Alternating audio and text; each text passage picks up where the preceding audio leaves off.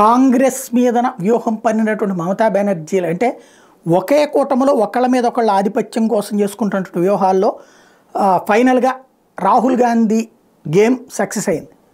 UPA United progressive alliance అంటూ ఇంతకుముందు Congress party నడుపుకొచ్చింది. అయితే అందులో అది కాస్త 2 సార్లు వరుసనే ఓటమి పాలేదు, 2014, 2019లో.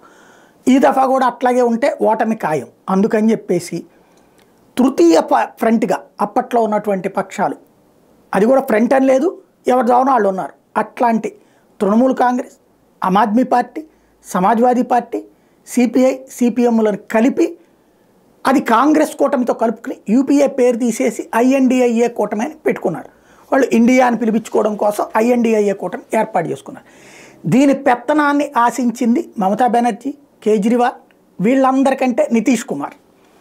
అయితే నితీష్ కుమార్కి ఐఎన్డిఐఏ కన్వీనర్గా ఇప్పించేసి ఆయన్ని రాజీనామా చేయించేసి ముఖ్యమంత్రి పదవి తన కొడుక్కి కట్టబెట్టేయాలన్నటువంటి స్కెచ్ చేసుకున్నాడు లాలూ ప్రసాద్ యాదవ్.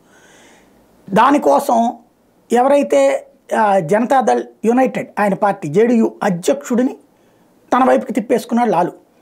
దీంతో నితీష్కి అర్జెంటుగా భయం పట్టుకుంది. అందుకని జేడీయూ అధ్యక్ష స్థానం నుంచి తనను తీసేసి మళ్ళీ తనే అధ్యక్షుడిగా కూర్చుని నితీష్ కుమార్ ముందు తన ముడ్డి కింద చాప కరగకుండా చూసుకుంటున్నాడు. అందుకని ముఖ్యమంత్రి పదవిని వదలడానికి కానీ కన్వీనర్ పదవి తీసుకోవడానికి కానీ తను సిద్ధంగా లేనని చెప్పేశాడు. దీంతో ఖర్గే చేతికొచ్చింది. వాస్తవంగా మమతా బెనర్జీ, కేజ్రీవాల్ వీళ్ళకి అది ఇష్టం లేదు. కానీ అలాంటి గత్యంతరలేని పరిస్థితి లాలూ ద్వారా కాంగ్రెస్ సృష్టించింది. లాలూ కాంగ్రెస్ ఒకటే.